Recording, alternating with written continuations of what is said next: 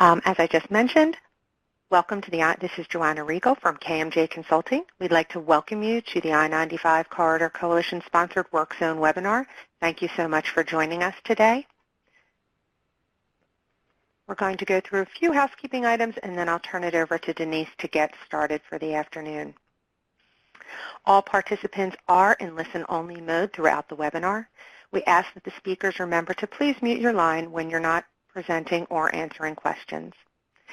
If you're having any issues regarding the audio, you can press *0. If you have questions about the web or audio, you can reach Justin at the number 484-557-7009. This webinar is being recorded.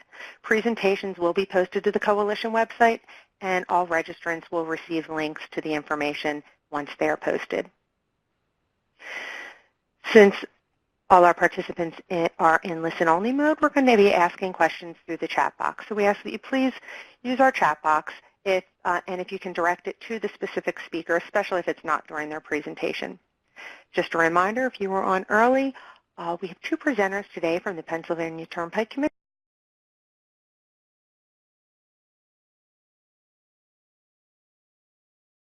and they'll be leaving at 2 o'clock. So we're going to try to get all their questions answered right after their presentations. So we're going to do that with each presentation. The presenter will give a presentation. We'll try to go through the questions, and then we'll have some time, hopefully, at the end for any follow-up questions. But again, our Turnpike presenters will be leaving before the end.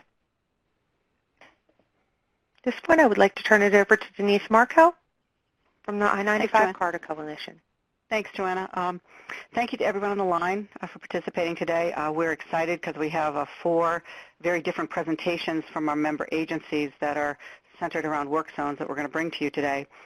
And with the National Work Zone kind of Safety Awareness Week just finishing up, I believe it was last week, the topics seem to be timely. The agenda that we have today is as follows. Amber Reimnitz from the Pennsylvania Turnpike Commission is going to be talking to us and explaining how they're deploying a slow-moving vehicle warning system, a work zone ITS system. That'll be followed by Michael Pack. He will be talking, or Mike Pack, excuse me. He will be talking about a connected work zone pilot that they are also in the process of deploying. It'll be followed up by Bob Glantzberg. He will be talking about his SPATEL Tool and the Queens Midtown Tunnel. And then we will follow final presentation will be Nikola Ivanov from the University of Maryland CATT Lab. He will be talking to you about the work zone monitoring tool that they've deployed and how it's being used to improve work zone safety and mobility. So on the call today, quite a few people. We have 325 folks registered from 37 states. And as you can see on the slide, they come from a vast variety and background. DOTs, Turnpike authorities, MPOs, some federal agencies, universities, and vendors. So there's quite a cross-section on the line today, and we're looking forward to some good questions to be asked. So 2 times a year, the Coalition opens its webcasts to a national audience. This is our second of the 2 webcasts this year. This one's focusing on work zone management. So I feel compelled to always say, who is the Corridor Coalition and what do we do? And basically we are a coalition of 16 member states along with the District of Columbia, ranging from Maine to Florida. We have about 35% of the nation's VMT located on this corridor, 565 million long-distance miles, and the corridor is about the 3rd largest economy in the world. So we have a lot of members, and we have a lot of activities going on, and part of the mission, my mission at least, is how can we better message TSMO strategies regionally. So based on our strategic planning, one of the requests that we came through our members was work zone management. So that is really one of the reasons why we're here today. We have 4 different presentations, as I mentioned. Amber will be the first person up, followed by Mike, and then Bob, and then we'll finish up with Nikola. So let me get right to it. Let me introduce Amber, and then I will turn it over to her. All right? Amber's been with the Pennsylvania Turnpike Authority, or Turnpike Commission, I should say, for 6 years. She works in the traffic engineering and the operations group. And she brings about 11 years of experience to the ITS industry. She manages the ITS program. It includes planning and funding and design and construction of like all ITS projects. and she manages smart work zone applications, and she works towards the utilization of the ITS devices on the Turnpike, working in safety, construction, and TravInfo. So without further ado, I'm going to turn it over to Amber and take it away. Thank you, Denise. Welcome, everybody. I hope you had a good lunch. Again, I'm going to speak to our slow-moving vehicle warning system. Just a quick background about the Turnpike for those that don't know our roadway. We manage 552 miles of roadway across Pennsylvania. That includes an east to west corridor as well as some north to south routes, east and west. The data I have for our vehicles per year is a little dated. I took this from when we did our original study, but in our fiscal year 14 to 15, we had 198 million vehicles travel our roadway. That boils down to 544,000 vehicles a day. And those vehicles are traveling across our 80 interchanges. 68 of them are tolled. As we are one of the oldest systems in the country, we were first, 2-lane highway, 4-lane highway, and we are moving towards 6 lanes to accommodate that capacity of 544,000 vehicles a day. A little bit of the challenge that we have is we also have 5 tunnels.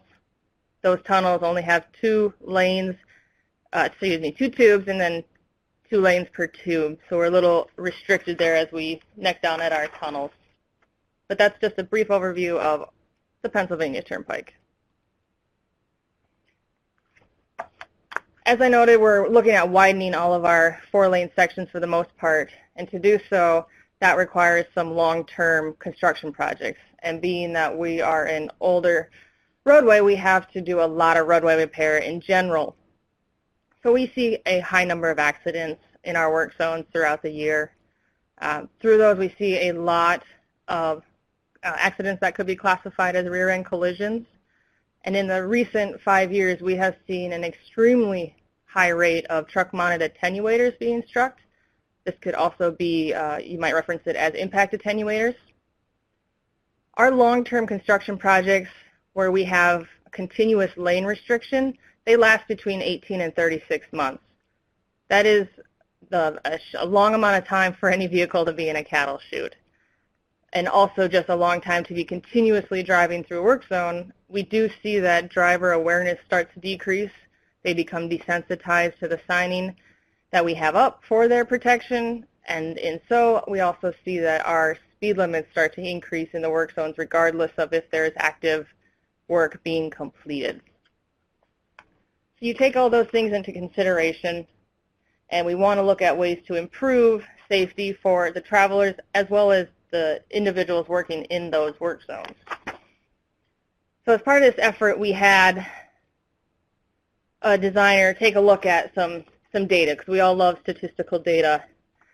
At the Turnpike, we have a work zone safety subcommittee meeting that we hold every month, and we analyze and look at ways to improve how we manage work zones and improve safety. As part of that effort, we've had a consultant in-house put together a number of reports for us, and we utilize those reports to evaluate the need for this slow-moving vehicle system. So for the 5-year span of our fiscal year 12 to 17, we identified 284 total crashes that occurred within a work zone. 81 of those, which amounts to 29%, were indicated as rear-end crashes. Of the 81, 58 occurred within what we call our active work area. That is where the taper or lane drop is already complete and there is actually active vehicles and workers present. And then 5 of those 58 actually had noted in the report that there was a sudden or slow stopping that caused the accident.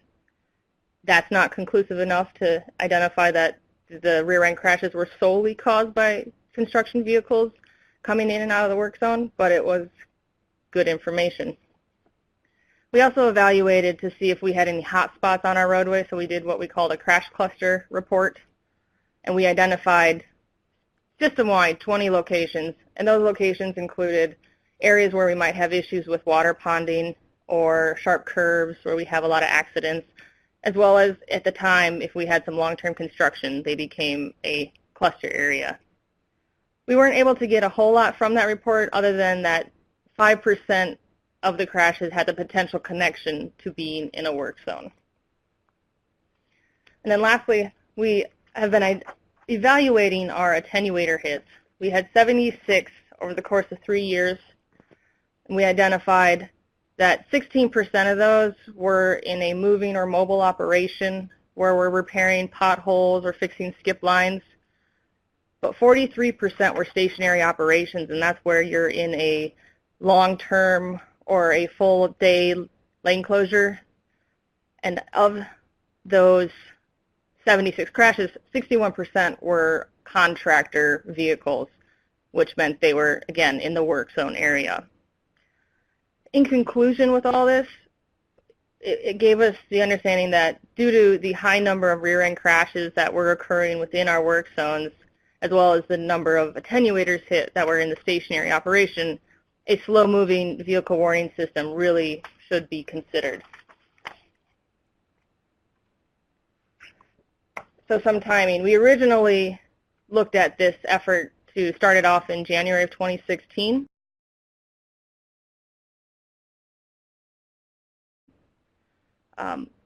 Things kind of took a back burner, and it was not until February of 2017 that we actually issued a notice to proceed for a designer to develop a concept of operations on how the system would work, as well as do the design for the pilot. We gave them a very short turnaround time due to the delay that we had, because we wanted to try and coordinate this deployment with an existing or future total reconstruction widening project. As we were finishing up the concept of operations in June of 2017, we actually had documented proof come in of an accident that involved a construction contract vehicle slowing down to enter the construction area, and it was hit and run by a tractor trailer. Thankfully, the operator only suffered minor injuries, but that really solidified the importance of getting this system out there and working. So we identified our total reconstruction from 831 to 38. Our northeast extension, which is designated I-476, is what we reference with our milepost A designation. For those familiar, this is north of Philadelphia, probably 50 miles. This is the 7 miles north of Lansdale. In the previous 8 years, we had widened the 20-mile section south of Lansdale that connects to I-276. This is a high-volume area, and due to the fact that the volume doesn't truly decrease much at Lansdale, it continues north, we felt that deploying on this project, we could have good statistical data to compare to our previous construction projects to see if we actually saw any reduction in crashes. We were able to turn around a pilot design for this slow-moving vehicle system within 2 months to meet the advertisement date for this construction project. Construction was given notice to proceed in November of 2017, and they have until November of 2020 to complete the 6 lanes and get it open to traffic. The successful bidder came in at just about $225 million to complete this effort. The photo in the bottom here is an example of when we've got cattle chutes going through our work zones as we maintain 2 lanes throughout the entirety of those 36 months. So what I wanted to go through to just show some of the challenges that we had to consider when looking at this project is how we do our maintenance and protection of traffic control. The way we widen a roadway is through 3 stages on average. The first stage, as you see here, we need to reduce the lanes so that we can reconstruct the shoulder so that we can put live traffic onto the shoulder in the following stages. When we reduce lanes, we now have to put restrictions on trucks and buses due to those lane restrictions. In this stage, we're restricting them to the right lane. However, that is also the side that construction entrances are on. So you're going to see the potential for tractor-trailer accidents coming into our slow-moving vehicles. The upside to this stage, however, is by the contract, they're only allowed 25 calendar days at a maximum to complete the reconstruction of the shoulder in each direction. So this is in a sense, a short-term stage. As we move on to stage 2, they're back in 12-foot lanes, so we no longer have to do any restrictions on trucks, but we still have construction vehicles exiting the highway into the the construction area from the right as they build out 2 new lanes for the widening. As you saw in the previous slide photo, that's continuous barrier for 7 miles on either side of your vehicle, and that's why we call them cattle chutes, and it can very much become a tunnel vision when driving. This stage will be in effect for approximately 12 to 18 months in duration as they do a lot of additional groundwork, earthwork, to build out the roadway.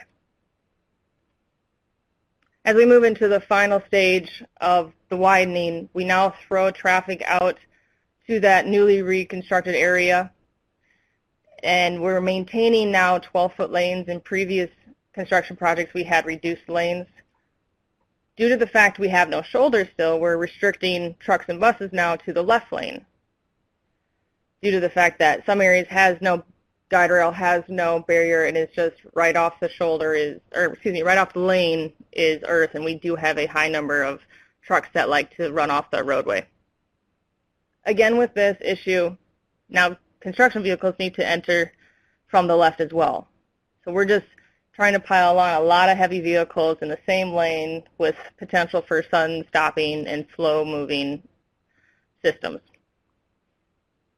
This stage will probably be in for 10 to 15 months, depending on progress of work. So now I want to go over just some of the specifications that we considered when developing this special provision, as well as doing the design. Normally when we do smart work zones for the Turnpike, we have a system that allows our traffic operations center to see what is being displayed on the portable changeable message signs, or even have potential for control. Due to this being a pilot and what we were trying to get it to be doing specifically, we felt that this could be housed locally, and we would just get a fair number of reports to do then an evaluation. So this project is completely localized. It's on the contractor to furnish, install, test, train, and maintain this system. They're also required to do any repairs and make it operational within 24 hours of notice of damage, error, or issues, whether by the Turnpike or by the contractor themselves. Throughout a work zone, the contractor has to maintain construction entrances. We have estimated there to be 15 at any given time, and that was what our bid prices were based off of. So they're required to keep this system individually at each entrance throughout the entirety of the 3 stages I just walked us through. So they'll have to move it each and every time they move from stage 1 to 2 and then to 3. The components we identified to be part of this system would be roadside detectors, portable changeable message signs, wireless communication, programmable logic controllers, as well as a fob remote transmitter. We decided to include a fob remote in the rare event that detection went down. We could manually force a message to go on to alert travelers that a vehicle is entering or exiting the construction area. We wanted a little bit of a fail-safe. So how it works is detection zone 1 and 2 are going to be placed so that they get data from live traffic, and when a vehicle speed is greater than 10 miles per hour less than the posted speed. So essentially, our posted speed is 55 through a work zone. If they are going 45 or slower, the message is going to activate to alert drivers that a truck is slowing down to leave the highway. And we decided at the beginning that this message should run for about a minute due to how quickly the contractors do get off the roadway, and that a minute should be a long enough duration. However, we will have the ability to make those changes throughout the life of this contract in the event 60 seconds is too short or too long.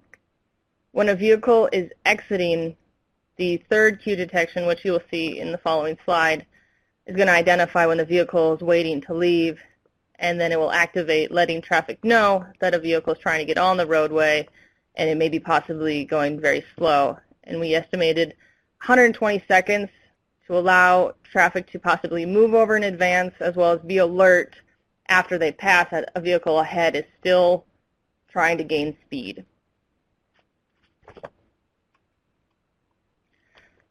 What we tried to do when setting this whole system up was we wanted to keep it as standard as possible. At the Turnpike, we developed standard traffic control plans, or MPT plans, for different scenarios. This image here is our standard construction access, and what we did was add these 3 detectors as well as an additional PCMS for the system. One thing to note is this opening is only going to be open when there's actually a use of it, and when there's use, a flagger will always be there, and that's where the key fob is going to be housed, is with the flagger. They're the one that's supposed to be paying attention to when trucks are coming and going and providing guidance to them, so we figured they would be the best ones to actually have that fob in the event something's not working. What I'm going to do is going through this is also showing you kind of what the vendor submitted. That's what we have so far. One slight difference we have is we also have to maintain emergency pull-off areas along our roadway. Since we are a closed system and in a cattle chute, there's no point of relief necessarily for the driver.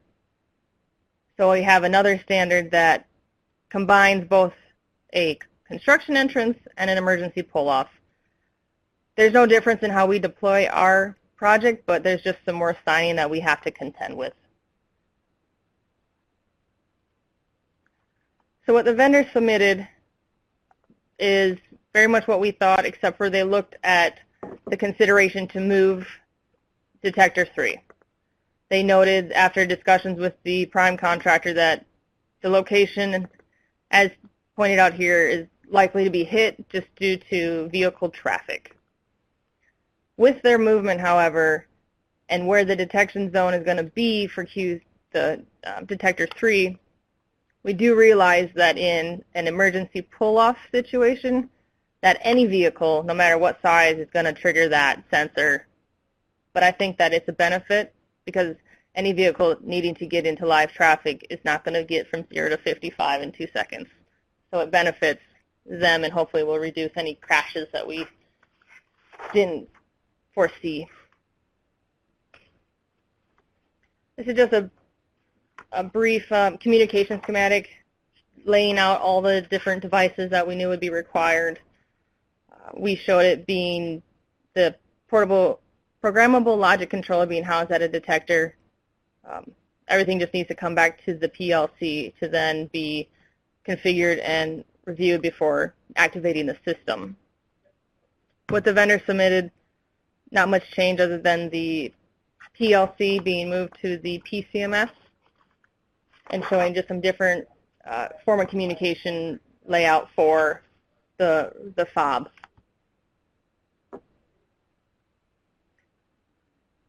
Reason I wanted to include some logic control is just showing this. We did not create this as part of our design. This came from the vendor. But it's showing the proof that it conceptually works with the logic. The sign will always have a message, and that message might be blank. Or it might be the reminder that the speed limit is 55 miles an hour. It's going to change when the detection is activated, it meets its criteria, and then it will continue to display the message as long as that criteria is being met.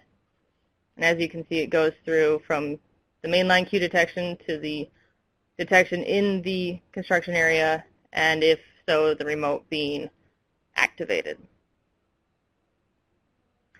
So this system is not deployed. We do anticipate it being deployed in the next month or so. Looking forward to seeing how it actually works. But when we get to the end of this project in November 2020, when we'll look at evaluating it, we did require of the contractor to provide us with 3 different reports. One of those is a usage report, where we're going to be informed of the number of activations of the PCMS, whether that was from the detectors or from the fob, as well as time of day, location, and then the duration of the message to ensure that it was all working properly.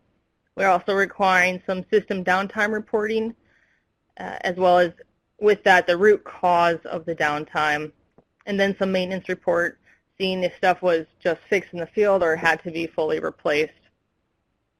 And then we will pull together all the crashes related within that work zone so that we can evaluate the type of crash and highlight the ones that would have been associated with potentially a slow-moving vehicle.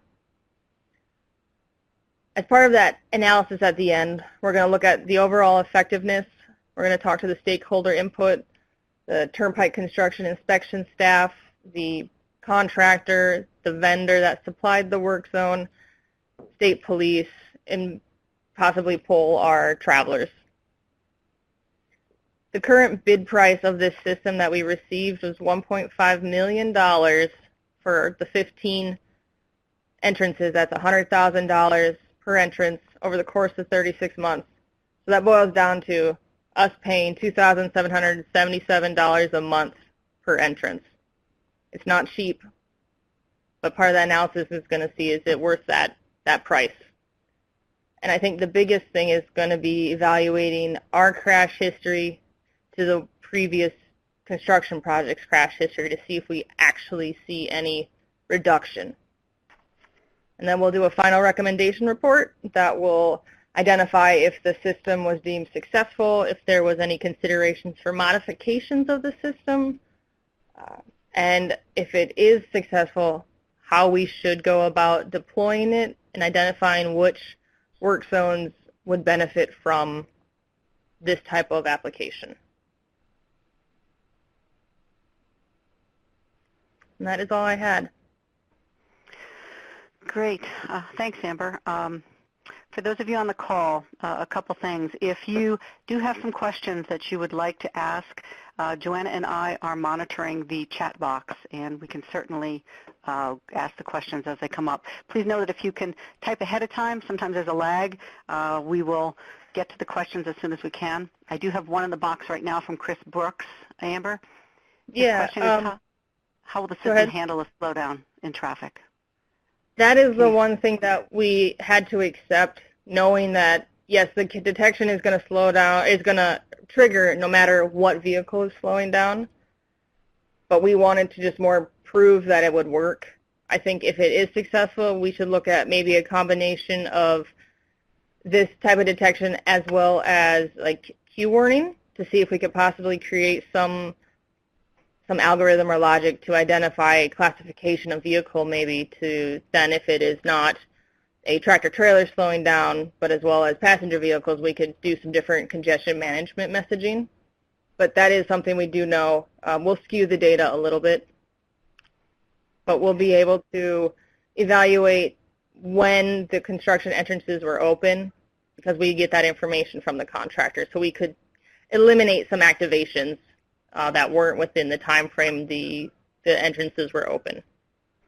Okay. There's also another question for you, Amber. Alan Shapiro from the North Carolina Turnpike Authority. His question is that once you widen the facility to 6 lanes and you've got the additional capacity, do you anticipate the number of rear-end collisions or attenuator collisions to go down during the routine maintenance? I would hope it does. However, I think that bigger issue is distracted driving. People on their cell phones not paying attention. That seems to be our biggest issue. Is is distracted drivers, and I don't think it will matter the number of lanes that you put out. If someone's on their phone, they're not paying attention. Okay. Alrighty. Just as an FYI, there are some other folks that are typing in the chat box. The questions haven't come up yet, so if it's okay, we're going to move on to Mike Pack's presentation, and then I will make sure to come back to these questions once they appear so that we can make sure that we get all the presentations in before everybody has to leave. So let me move quickly to... Denise, do you want me to respond to them if I can in the meantime? If you can, in the box, absolutely. That would be just fine as well. Okay. That'd be great. So while we're doing that, we're going to move to the Connected Work Zone pilot that is being also conducted and deployed by the Pennsylvania Turnpike Commission. Mike Pack is going to do the presentation for us. He originally started with PennDOT back in 1998. He worked in the district office, District 5. He worked in the PennDOT Central office. He moved to the PennDOT District 6 office in Philadelphia. He became their freeway operations supervisor, and then he joined the Turnpike team in 2015 as their senior traffic operations project manager. He was recently promoted. He is now their manager of incident management and traffic operations. So with that being said, Mike, can I turn this over to you? Yes, ma'am. Have you? All righty. You've got the controls, right? Okay. I do. All right, thanks, Denise. I guess good morning and good afternoon, everyone. What I'm going to do here today is give you a quick overview of our, just for the sake of some background, of our connected and autonomous vehicle roadmap that we recently completed, which really led to our pilot Connected Work Zone project, and then talk about some next steps here. So I'm going to say CAV for Connected and Autonomous Vehicle. I apologize for the acronyms here. But we did execute that project back in February of 2016, and ACOM was the prime consultant with Information Logistics and TTI as the subs. And our primary roadmap task, one, was to research the current standards and best practices. And with the technologies being so new, it's not many standards have been developed or are mature as of yet, and not too many best practices as of yet, but we're getting there. We wanted to identify potential projects for the short, mid, and long term, and align with our capabilities of the Pennsylvania Turnpike, and ultimately develop an implementation plan, starting with the Quick Win project, which is the Connected Work Zone pilot. And we did complete our roadmap project in April of 2017. So about 2 years ago, we developed our Transportation Operations Performance Program, which is our version of a TISMO plan, and it's used to identify our operation needs and prioritize projects that will ultimately feed our capital and plan and our capital budget. And one of the top priority projects that came out of this was our CAV roadmap. The picture in the slide does show our core CAV project team, which did include all of our internal stakeholders from traffic operations, maintenance, construction, all the way up to our executives, as well as some outside stakeholders such as Federal Highway and PennDOT were also included on that core team. All strategies and projects that we did identify in the CAV roadmap are traceable to our traffic operations program and our overall Turnpike strategic goals and objectives. And as I mentioned, the Work Zone pilot is a direct result of this roadmap plan. Okay, so kind of to put the connected versus autonomous technologies into perspective, I wanted to kind of share this slide with you. Within our CAV roadmap, we wanted to make sure we differentiated between connected and autonomous. And many of you may be working on such technologies and may be aware that the connected side of the technology is kind of more within our reach as a public agency. And it's much, I guess, kind of more within our reach to kind of plan and deploy early deployment projects. And we do want to leverage this technology to increase safety and mobility on the Pennsylvania Turnpike. Application priorities, as with any plan or roadmap, we identified priorities for the short, mid, and long term. With this being such a new technology with many unknowns, we did realize quickly that this will be an evolving plan that will need to be revisited and updated fairly often on a regular cycle. With that being said, we will focus on our short-term applications over the next 3 to 5 years and continue to include within our capital program and capital budget. and not to really dig in too deep into each one of these application areas, our near-term focus areas for our connected vehicle applications will focus on improving safety and mobility in the areas of incident management, weather management, roadway safety, and work zones. So before we started diving into those short-term program applications and projects, we wanted to deploy what we're calling a quick win project that we're hoping will show the value and prove reliability of our connected vehicle technology. You can see on the right-hand side the quick win project options that the project team identified, ultimately selecting the connected work zone project, and looking at our data, our in-house capabilities, and the ease of deployment. We felt that this was the kind of the best project to start with. So why start with the connected work zone pilot? As mentioned, and Amber did go over some of these stats.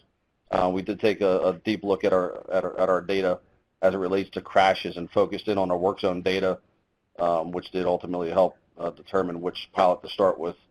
So as you can see here, every year, this includes maintenance and construction work zones, we average 275 work zone crashes and 3 fatal work zone crashes, both numbers that we're aiming to reduce. This chart is for our truck mount attenuator hits, going back to fiscal year 2014. You can kind of see an uptick in fiscal year 2017, which is due primarily to the increase in construction funding and number of work zones we had on our system that year. The current fiscal year 2018 is complete through November. As many of you are dealing with now, construction season is underway again, and we had 2 TMA hits just yesterday. And one of the questions that a gentleman asked earlier of Amber was, widen to 6 lanes. Do you think this will help? Well, I believe both of those was in, or at least one of them was in a 6-lane section, and on nice tangent straight section, good visibility, and a Greyhound bus just decided to run right into one of our TMAs. There's a picture of one of our recent TMA hits, and kind of looking at the preliminary results of the hits from yesterday. They were both, like I said, on tangent sections, and contributing factors, and Amber kind of covered these, speed, distracted driving, aggressive, under the influence, ignore work zone signs, and just kind of the overall D-label drivers. So kind of diving into the actual connected work zone pilot project, our project team, our prime consultant is Gannett Fleming, and our subs are Iteris and Information Logistics. Iteris is really kind of handling the technical aspects of the programming of the equipment, and Information Logistics, who does a lot of current work for the Pennsylvania Turnpike, is really kind of helping us provide a data feed coming out of this project. So our project objectives: we will communicate work zone information from a Turnpike maintenance vehicle to an evaluation vehicle that will be equipped with onboard units, or OBUs, via DSRC in select operational scenarios, and DSRC stands for Dedicated Short Range Communications, and it's a communication standard for connected vehicle applications. We'll communicate work zone information from our vehicle to Waze in select operational scenarios. We are a connected partner with Waze and currently send and receive event data with them, so we don't believe that this will be a heavy lift to get that data into the Waze application.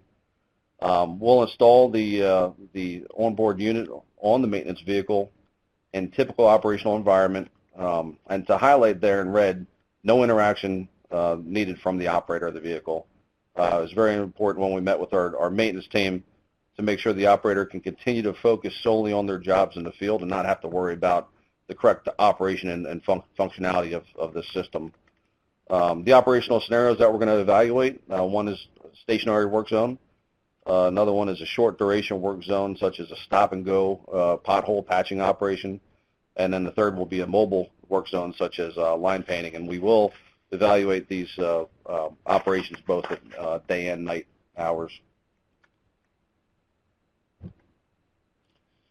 Okay, system design components, not to get into too much detail. One of the primary reasons is because I don't know much about these myself. Luckily, we have consultants and our IT staff that are well aware of what each one of these components do, but The DSRC equipment, it will be a CODA model, and Iteris, who's doing the coding, and our IT department has purchased a couple of these units and has started to kind of tinker with these units and really kind of figure these out. And they've tried a couple other manufacturers as well, and you know, luckily they both selected the CODA to move forward with this pilot. We'll also have a Cisco router on the Turnpike vehicle, which will connect the onboard unit to our Turnpike server. There will be some enhancements needed for our Turnpike server for the customized messages for retrieval by Waze. That can be, displayed to the end users using the Waze application. And again, the Waze service and smartphone application, Waze pulling that data. Okay, system architecture. So if you look at start with the lower left-hand side here, that's our Turnpike maintenance vehicle. And again, we'll have the DSRC onboard unit and the Cisco router on that unit. If you kind of go up the left-hand side of the architecture, you'll see that will be communicating with our evaluation vehicle. That will be one of our consultant team vehicles will be equipped with the DSRC onboard unit. And going back to the center of the diagram from the Cisco router on the vehicle, that will feed through a Turnpike firewall into a Waze server, and then that will be pulled by Waze, and then ultimately displayed on the Waze application. So again, on the maintenance vehicle, will be all that equipment I just mentioned. Our initial goal was to be able to mount that inside the vehicle, but you know, working with our maintenance folks and where the equipment needed to be located and the cables running up to the antenna, we decided that we're going to purchase a NEMA enclosure and actually mount that towards the back of the vehicle for the reasons of I guess the issues inside the vehicle, but also for some of the equipment such as the hour boards and that may block some of the some of the information coming from the antenna. So we had to make sure we maintain somewhat of a clear line of sight coming out of the back of the vehicle. So system design, the messaging part of it, busy slide, arrows going everywhere, but in a nutshell, once the vehicle is powered on, the onboard unit will repeatedly examine the reported position, speed, and time against the authorized message generation. If the examination indicates that the messages should be displayed, then the messages will be generated both for the Waze and DSRC transmission out of the onboard unit. And then the onboard unit will run this loop until it's powered off. So again, maintenance operator turns the vehicle on, does nothing until, and the system runs until the vehicle's turned off. So you can see the messaging that we're going to send out from the DSRC unit. We're keeping it very basic, you know, work zone on the Pennsylvania Turnpike or a mobile work zone on the Pennsylvania Turnpike ahead based on the type of operation. And we wanted to make sure that we did keep it simple and not too detailed because we don't know how accurate the system is yet. So we didn't want to inadvertently send out inaccurate messages to drivers that actually do have vehicles that are currently equipped with onboard unit technology that can receive our messages in addition to our evaluation vehicle. So as I mentioned, we're a Connected Citizens partner. We do send incident and long-term construction information to a server that's pulled by our Waze partner. For this project, the server will be enhanced to process the customized work zone messages sent by the vehicle to the router, through the router, and then up through our server. Waze, in coordinating with Waze, they actually have a new moving vehicle feed, which may be used in this pilot. They can't really commit that it'll be ready in time for the start of this pilot, so we are looking at other alternatives, and our design team believes they did find another alternative that will work just as well if they're not ready with that feed quite yet. Waze will poll the server every 1 to 10 seconds, providing more detailed information, especially for our mobile work zones, to track the mobile work zone as it continues to move. And we'll determine that polling frequency as final design is complete.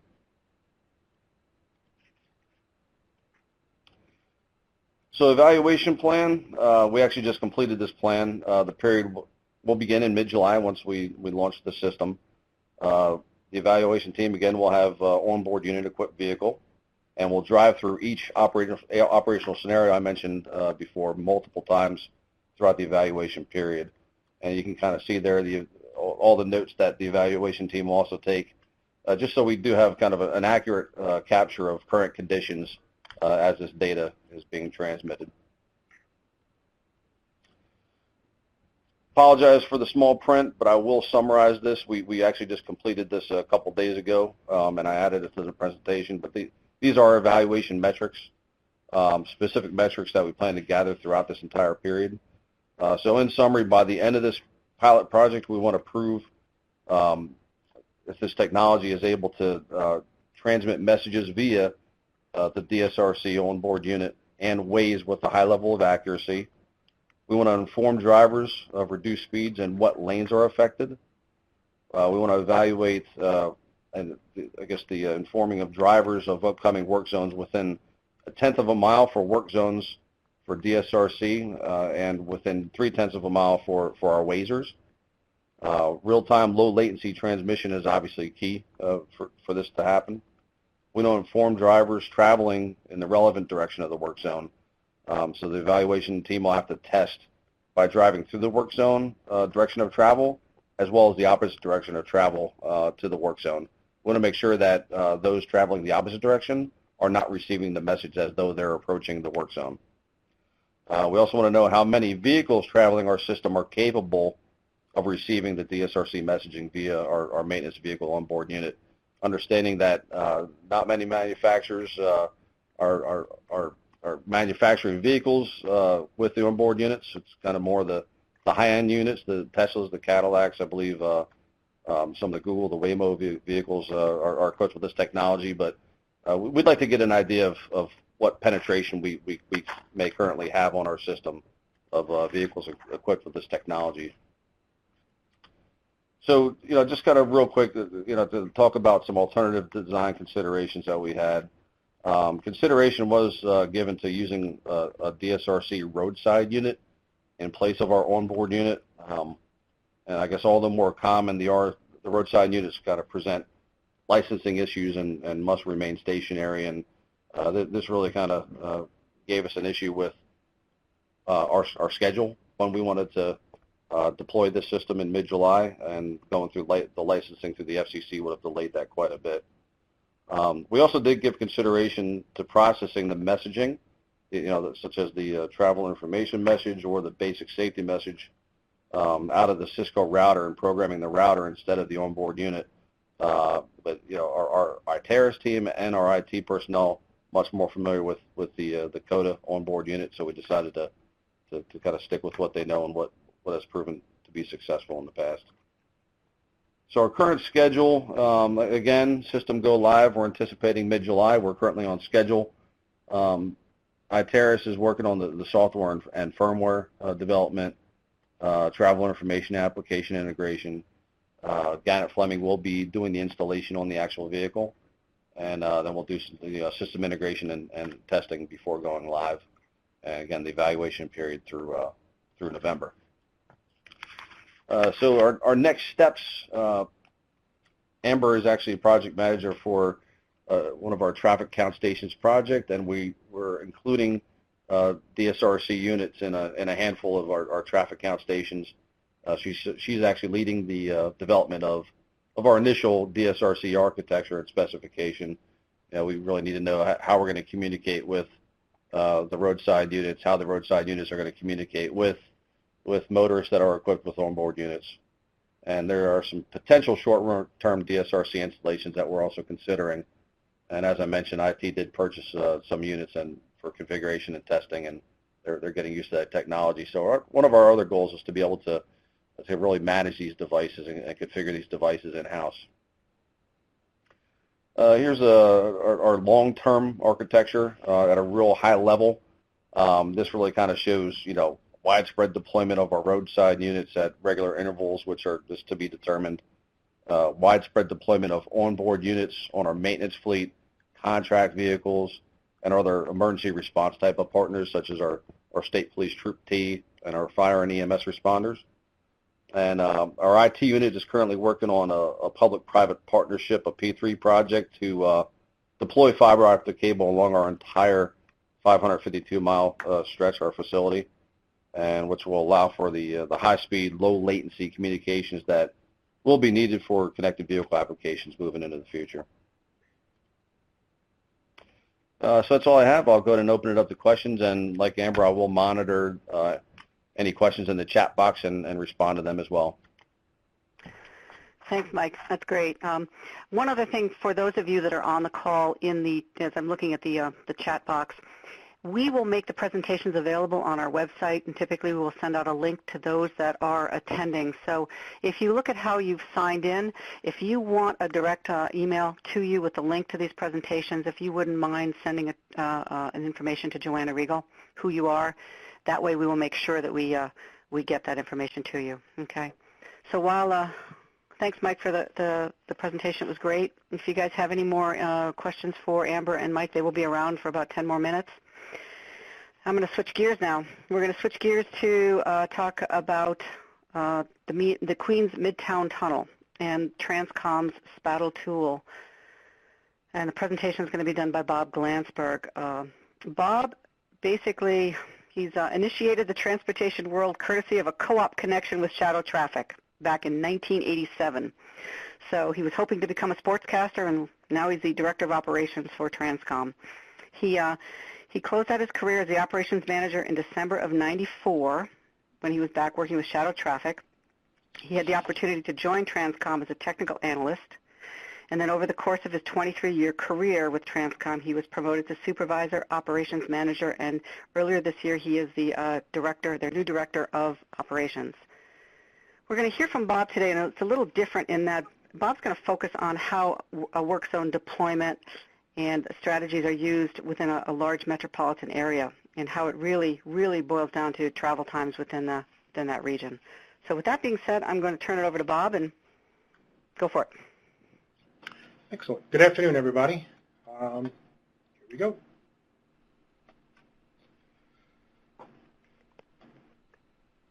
A little bit about TRANSCOM, because I know that this is now a national call. TRANSCOM is a coalition of 16 transportation and public safety agencies within the New York, New Jersey, Connecticut metropolitan region. We were created in 1986 to provide a cooperative, coordinated approach to regional transportation management. On the right-hand side, you can see a list of those member agencies. They include the 3 state DOTs from New York, New Jersey, and Connecticut, as well as New York City DOT, a number of authorities, and some police organizations as well.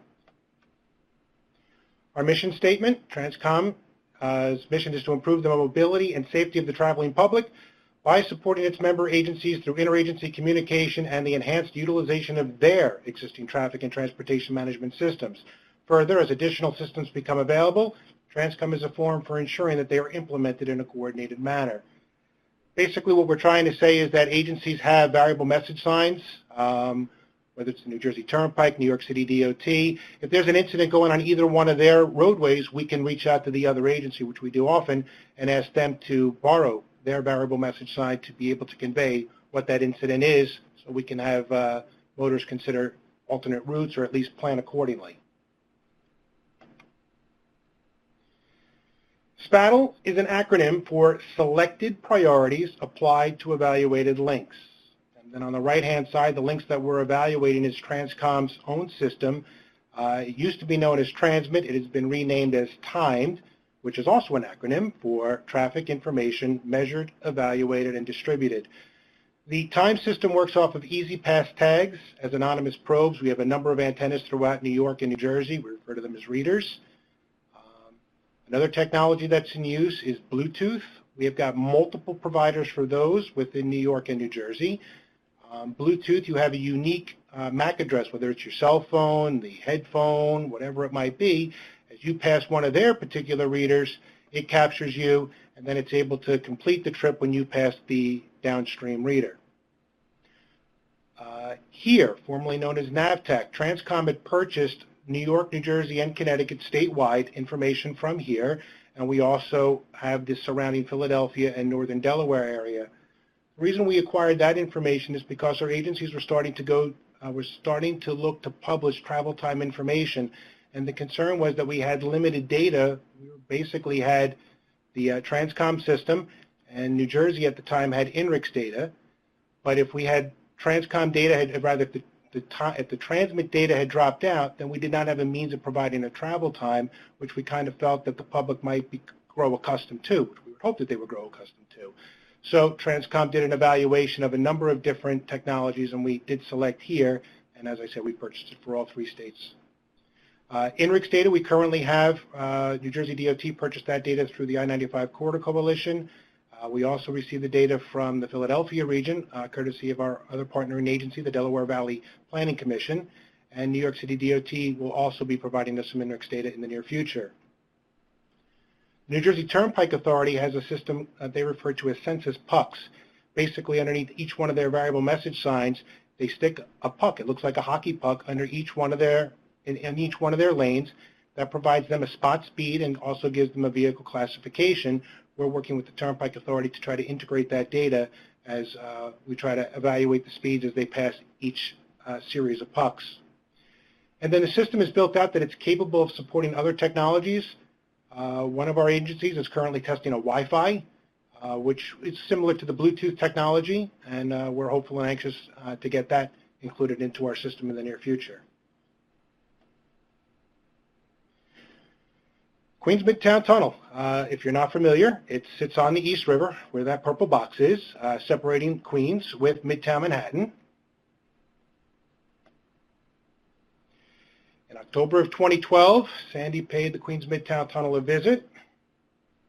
She did some significant damage. 12 million gallons of corrosive water flooded the two tunnel tubes. Each tube has 2 lanes in each direction, and basically it's almost a rebuild. They need to replace the tunnel electrical system, monitoring and control systems, and the drainage and fire standpipe system. Contractors are also performing tunnel, civil, and structural improvements. They're installing new LED lights and emergency wayfinding safety lights, replacing tunnel wall tiles, ceiling finishes, curbs and gutters, catwalks and duct banks, and repaving the tunnel roadways. The general work schedule, they close 1 tube. They maintain 2-way traffic in the open tunnel, and when they are running the 2-way traffic, they ban trucks during that time frame. Generally, the construction is from 9 p.m. until 6 o'clock the following morning during the overnights, and then they do weekend long from 10 o'clock Friday night until 5 o'clock Monday morning. Pre-construction, the MTA will notify us several days in advance. They typically work almost every weekend. So they'll confirm for us that they are going to be working and that they're going to be, normally they follow the regular schedule that I had depicted. And TRANSCOM will create what we term a VMS HAR request that we will then blast out to the member agencies and ask them to support the project. The pre-construction signs a 2-phase sign indicating that 1 lane will be open from 10 o'clock Friday till 5 o'clock Monday and to expect major delays. And then we flip the sign to indicate that trucks are banned during that construction. The monitoring tools. TRANSCOM's developed a system that we refer to as our data fusion engine. Basically, with our member agencies, we have the ability to take in their different camera feeds. We have XML feeds so that we can receive variable message signs, data feeds so that we can get their incident information into our system, plus we have our own systems that are used to report the data. This is a screenshot of how the DFE would look at the MTA Command Center and the different tools that they are able to access. One of the tools I just wanted to touch on, because during Amber's presentation, she talked about how they look for accident clusters. We have a historical event search tool. We go back to December of 2011 in terms of being able to pull up data, and you can then render that data on a map. So you can look for specific incident types or all incident types during whatever time period you're looking for, whether it's yearly or over the course of the last 5, 6, 7 years, and then see that information depicted on a map, and then you also have it in a tabular format as well. I'm going to go through some of the other tools on the next slide. Whoops, that went too fast. So these are some of the systems that the MTA uses to monitor the Queens Midtown Tunnel construction project. They will use our CCTV viewer. The items that I have highlighted in bold are the ones that I'm going to demonstrate later on in the slides. We have nearly 3,000 CCTVs in our system. They are viewable on a map. We also have a standalone CCTV viewer. And then we also have the ability to string the CCTVs together to create what we term a video wall, which is very popular with our agencies. So it doesn't matter who the camera belongs to, we can add them into our system and then string them accordingly. The intent behind it was that you'd be able to monitor, for argument's sake, maybe 8 cameras. So I beg your pardon, let's say it's a highway with 80 exits. You'd be able to look at the first 8 exits, cameras 1 through 8, and then after 15, 20 seconds, it would swap out to the next 8, and then so on and so forth, and then it would wrap around back to the beginning. We have the ability to view what our agencies are running on their variable message boards. Just by going on the map, you can do a click on a VMS board. We have different colors, so you'll be able to see if there is a live message currently on that VMS board. I'll show you that on a future screenshot.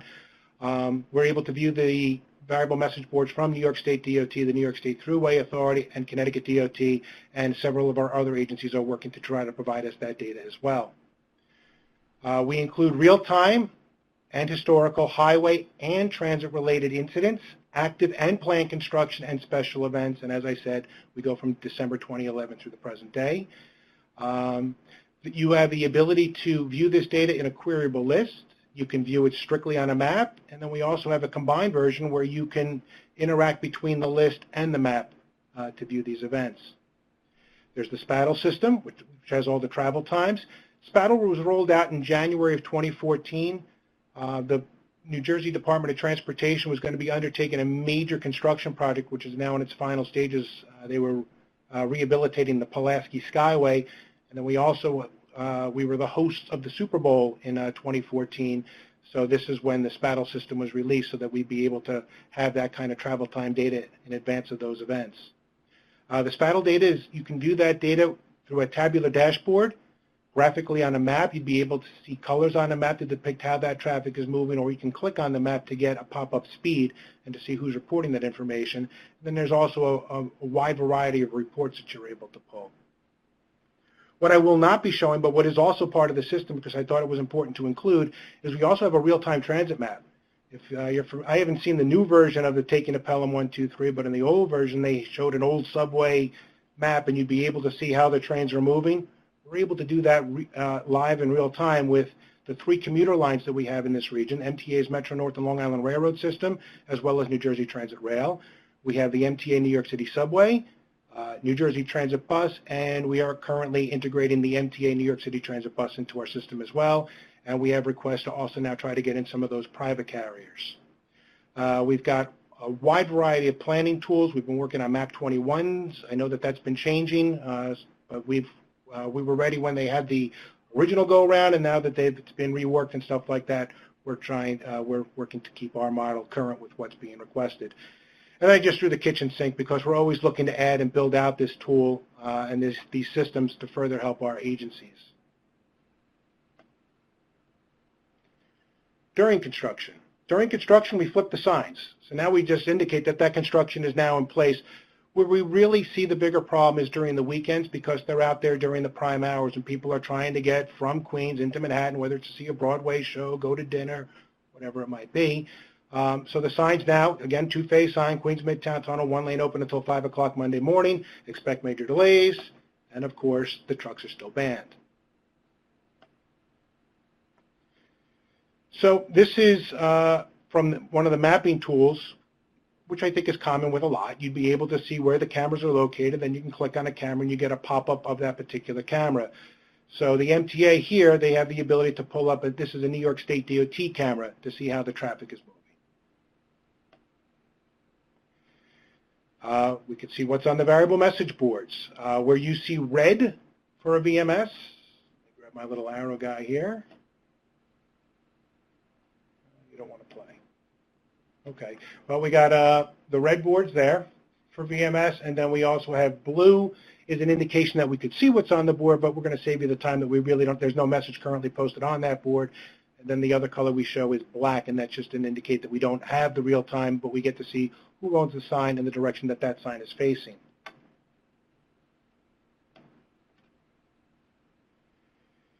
This is the merged piece with the event data and the map. So you have the ability to create a query, and so this query is set up specifically for the Midtown Tunnel. In the upper left-hand corner, you can select if you want to look at both highway and transit, or one or the other, and so right now we're set up for highway. You have the ability to select the state to, again, reduce what you're going to see on the left-hand side in your list, so we just picked the state of New York. And because it's the Queens Midtown Tunnel, we're looking at traffic coming from Queens towards Manhattan, and then also just south of Queens is the borough of, or the county of Brooklyn. The borough of Brooklyn, or the county, it's also known as Kings County, so that you would only see the data that was related to those areas. And then when you do the search, that's the only information that's going to be depicted on the map, and then you have a list on the left-hand side that you can interact with, where you can click on an event and it'll go find it on the map, and then you are able to turn on the multitude of tools that I was showing before. You have the ability to add to drop down layers and turn on the different pieces. This is the tabular version of our travel times. What we do is we create trips to support our member agencies. Many of the trips are created to support variable message signs, but others are just so that you can see how the traffic is flowing, whether it's through a corridor on a particular roadway, to major venues for sporting events and things. We have over 4,000 trips that we've created in our database. It's a queryable database, and so right here, the focus within this list was westbound, Manhattan-bound at the Queens Midtown Tunnel. And so this would be a list that the MTA Command Center would be monitoring during construction. I happened to take this screenshot on April 3rd during the morning rush hour, and we had a good morning rush hour on that day. What the data will show you on the right-hand side, and that blue column shows you the calculated travel time. That just means this is what that current travel time was as of 8 o'clock in the morning. The column to the right of that shows the historical travel time. We have data, as I said, that goes back to January of 2014. Whoever is using the system has the ability to select what they want to be as their historical checkoff.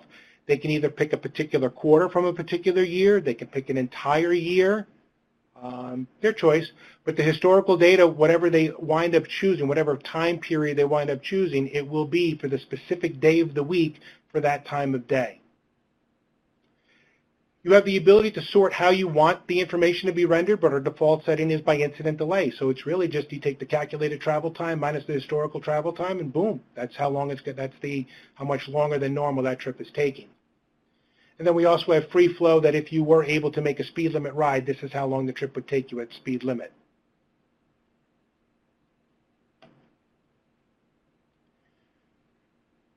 So when TRANSCOM rolled out our system in 2014, we just became newly partnered with, at the time they were Navtech, before they changed their name to here. We had the INRIX data, and we had our timed, or I should say back then it was our transmit data. And understandably at the time, the INRIX and Navtech had high floors in terms of what they were going to allow minimum speeds to float down to.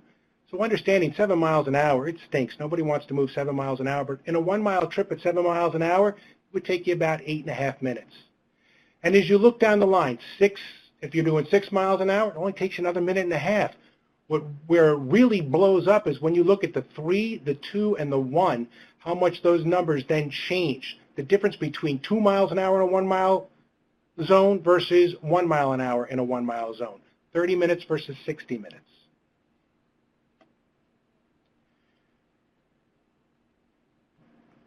I'm going to go back 2 screens here, maybe 3.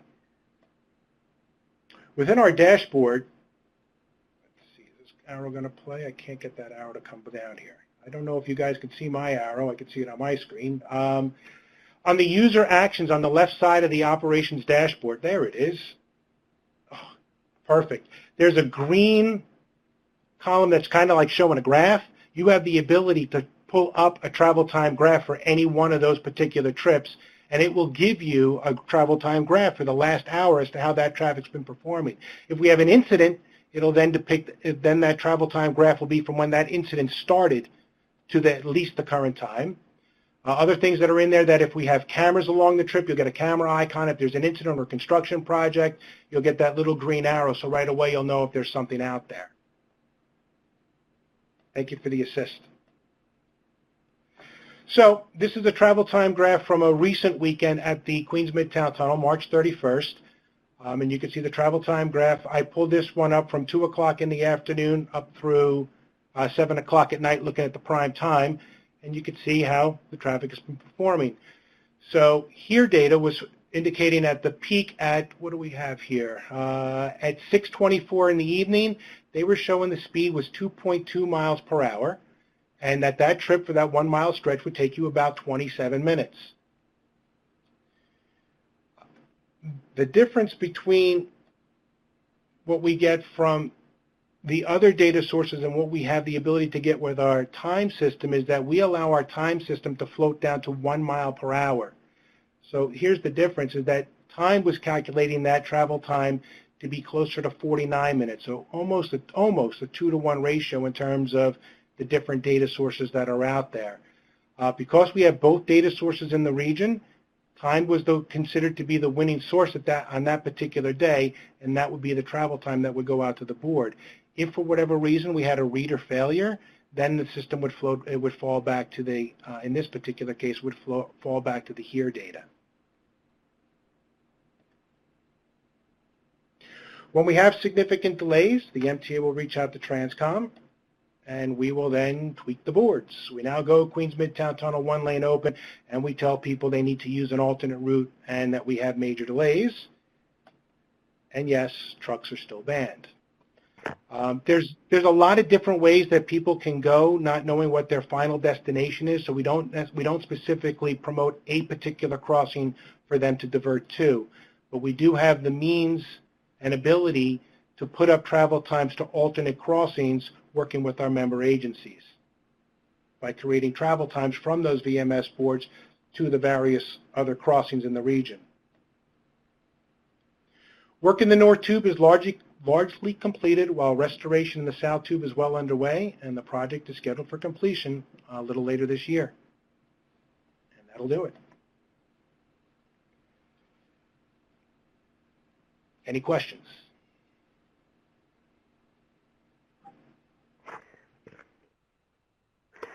Thanks, Bob. Can you hear me? Loud and clear. Yes. All right. Thanks, Bob. One of the things I wanted to mention before we move into the final presentation with Nikola is that one of the comments was, Denise, what is it about travel times and how does this fit into this webinar? Well, when it boils down to getting into a large metropolitan area, it seems that whether it's a traffic accident or whether it's just day-to-day congestion or whether it's a work zone, the driver expectation is really about travel times. So we thought it was important to be able to bring in this type of tool and how a large metro area uses it when it is in a work zone. So with that being said, I'm going to move on to our last presentation today, which is from Nikola Ivanov.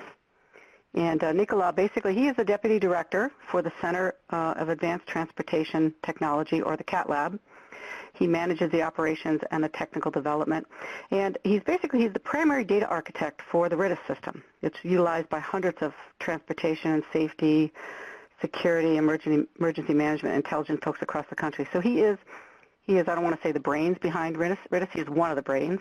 And he's going to talk today about a work zone monitoring tool that has been developed, works on real-time traffic monitoring, and it has all sorts of functionality relative to work zones. So with that being said, I'm going to turn it over to Nikola. Great, thank you. I'm definitely not the smartest brain behind this, but I'll talk a little bit about work zone performance monitoring application that we've developed that's focusing on improving work zone safety and mobility.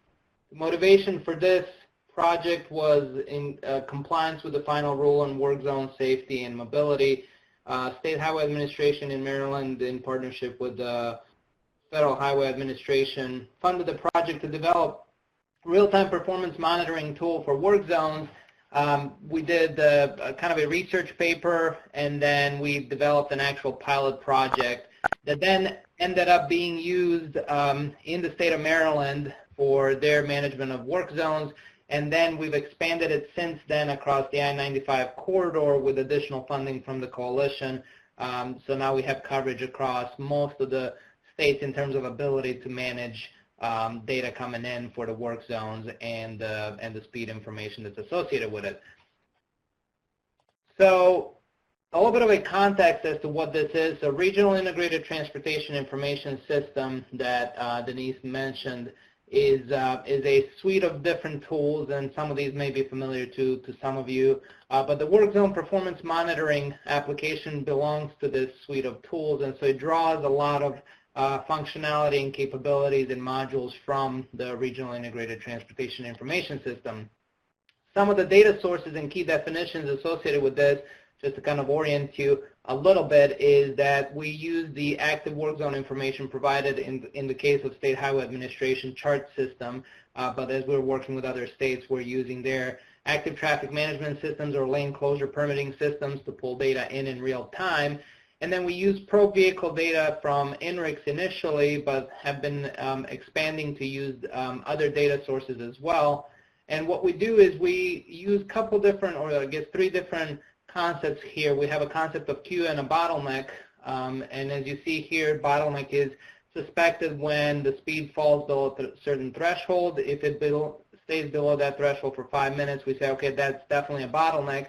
We track it, and then once the speed goes above that threshold, we say, okay, we think that the bottleneck is cleared. 10 minutes later, we say, okay, definitely gone. So that's kind of the duration of that bottleneck. We identify work zone upstream and downstream from the work zone and work area. And then we have this concept of user delay cost, which is calculated using AADT with some adjustment factors, passenger commercial vehicle percentages, breakdowns, speed reduction factor, and delay. And so what it basically does, it says, okay, what is the actual cost of being stuck in traffic? And it uses all these different parameters to figure out those values. We tried to satisfy 3 very different audiences with this application. We had project engineers and managers, and these are folks that are concerned with the real-time performance of their work zones. They in the past, especially in Maryland, they would have to drive out to different work zones to see what the status is, and generally wouldn't be able to make it to every project. So this was supposed to address that audience by providing them ability to view more than just a couple of work zones a day. The other audience that we've tried to address is the public relations folks, so folks that maybe receive phone calls or emails or form letters that say, hey, I've been stuck in traffic for 2 hours because of your work zone. Now they have ability to go into the application, take a look at it, and say, well, actually, you're stuck in traffic for a completely different reason, or yes, you're absolutely right, the work zone is causing this issue, and then react to it as needed. And then the third audience are planners and decision makers. These are folks that might be interested in trend analysis. So how are we performing with respect to work zones in general, whether it's in a regional sense or in a sense of a particular corridor, or operational strategies that we're taking, and so on and so forth. And then we also looked at 3 different levels of information. So we looked at regional performance, where you can see information across the entire state or a number of states or counties. You can look at corridor performance, so how does a particular corridor perform, and then you can drill down to an individual work zone and see performance associated with that individual work zone. So it's almost like 3 different levels of geographic extent that this application is satisfying. So this is what it looks like. The work zone dashboard consists of several different panes. You'll see them here highlighted in red. So on the left side, you have the overview list, which will give you the list of all the work zones that are available. You have the critical list, which is adjustable list that filters down the list on the left side. You have the map that allows you to see kind of where things are in space, and then you have the delay information in form of a user delay cost analysis. So a little bit more on this overview list. The overview list consists of all of the work zones that are currently active. They're broken down by state and then by county. You can collapse these, and what you're seeing here is each work zone is identified by its location. It shows the number of incidents, so that's the second number here. Let me find the arrow real quick so I can point things out. So you can see here this number represents number of incidents in and around the work zone. So at a glance you can see the impact that the work zone might have had on safety, although it's not necessarily attributed to the work zone. So you might have an incident that happened nearby the work zone and wasn't necessarily caused by the work zone, but it gives you a list of all those. It gives you the queue information. So in this case, it shows you if there was no queue, it'll just show 0. But if there was a queue in the history of this work zone, it'll show you the lowest queue and the highest queue that it's ever been. And then it'll show you the user cost, delay cost analysis associated with each one of these work zones. So then what you will notice here in real time, it will update this information about what's going on with particular work zone in terms of the queue. So in this case, this work zone was having a queue of 3.3 miles and it was rising. Similarly, there's a queue down here that's 0.3, so about a quarter of a mile, and it was decreasing. So you can see in real time how each one of these work zones is performing in terms of the queue buildups within that work zone. Next, I'll show you the top critical work zones pane. So in this pane, as I said, if you have a list, in this case, if you look at the list, there might be hundreds of work zones across the entire corridor from Maine to Florida. And so if you want to drill down and say, okay, I'm only interested in work zones that are meeting certain criteria, you can set that up and get this critical and major classification, in which case any work zone that meets those criteria will actually be popped into that separate window. And then what you can do is you can see what the lane status, so lane closures in real time, the queue length and its changes over time, and you can see the user delay cost associated with the work zone. The way to control it is you use this little gear icon in the upper right corner, and when you click on it, it allows you to adjust the critical range based on the queue length. So you can slide these sliders left and right, and that's how you filter down the list. Back to the work zone dashboard, looking at the user delay cost. So the way that this is arranged, because we're looking at a regional view, what you're seeing here is by day of week, by corridor, a matrix. And so what you're seeing here is along this axis, you have days of the week. These are your Saturdays and Sundays. For the week prior to, so I took this image on Monday the 9th, and so the week prior to, you'll see for each one of these corridors different values for user delay cost. And so in this case, if you hover over I-695 in Maryland on Tuesday the 3rd of April, you will see that the total user delay cost was $756,000 and change, and that calculates to about 9 cents per vehicle and 15 cents per miles traveled. And so you can get more information about the actual impact of potential impact of the work zone on this particular corridor. And you can control what you see here. You can see the daily totals and the grain total across all corridors. But what you can do is you can actually control what you're seeing here. So not only can you look at the total user delay cost, you can look at different values associated with the user delay cost. And then you can select different corridors. So in this case, I had these 4 corridors. I can click on a button here, and it'll show me all the available defined corridors that I can add to this list, so that way you can customize what your user delay cost matrix actually looks like for the region. Back to the work zone dashboard, the last thing that we have here is the map. Map is pretty self-explanatory. If you have seen the Regional Integrated Transportation Information System, RITIS, you would have seen this map. It's the same module, but it basically allows you to view all of the work zones in the region. The green and yellow and red lines represents pro-vehicle data in real time, and you can control that. So in this case, I'm showing the work zones, and I'm showing the congestion values. You can show raw speed or comparative speed or average congestion, so you can kind of modify what this is actually showing. And then you can also show dynamic message signs, which will show you where they are and then what's posted on them at that time. So as I mentioned, in addition to that overview of all work zones, you can click on any one of those work zones, and what you get is this individual work zone profile, which then drills down to a specific work zone and gives you additional information. So in this case, we are following the same pattern here with a number of different panes. So you have the settings, you have the map, you have the lanes and lane profile, performance charts, and then delay analysis specifically for this work zone. So I'll walk through these real quick here. So on the left side, you have the settings, which allow you to modify how the profile actually behaves. So you can look at measured speeds or comparison to historical average, and then you can turn on and off different settings here. So you can look at work zone bound, lane status, and then you can also expand and shrink that particular lane profile if you're interested in a bigger area that you're analyzing. And then any information associated with permits or projects, if they're available, whether that's PDF or other forms, can be added here as well. And then you have ability to configure alerts, and I'll touch on that in a second.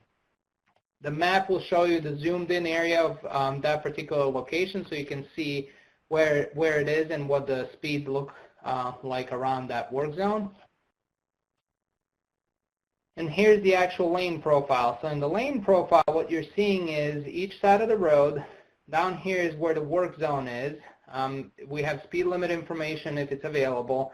And then right here, I'm looking at the comparison to historic average. So each segment is colored based on the historic average difference. So in this case, leading up to the work zone, just upstream from it, the three segments show 13-mile-per-hour drop from historical, 14-mile drop, and then 2-mile drop on the smaller segment. And it shows you percentages. And similarly, it does that for the other direction. And as I mentioned, in those settings, you can adjust how long this stretch of the road is and what information is listed on it. So for example, if there is a CCTV nearby, it'll show up as this little circle, and you can click on it, and it'll show you the live feed from that location. Now, it's not necessarily a work zone camera. It's just the nearest camera available for that location. And finally, you can look at other things like other incidents in the area. So in this case, there's another work zone happening just downstream from this one. There's a bottleneck that's built through this particular work zone. You see a 39-mile-an-hour drop, and you see that there are 2 lanes closed, or a shoulder and a lane closed on this particular road. Moving forward, I'll show you a little bit about the charts that we can develop. So this is a chart that shows you current speed through the work zone. Again, it's looking at trends here, so you can compare it to the previous 7 days with these mini graphs. And what's interesting is as you hover over this, and there's a significant drop here, you can actually see that same time of day for previous days and see if this is a normal pattern. So for example, I've hovered over right here, and you can see the little dots showing up everywhere else. And so in this case, this travel time, now I'm showing travel time instead of speed, looks to be different from what was experienced the previous Thursday for that particular work zone.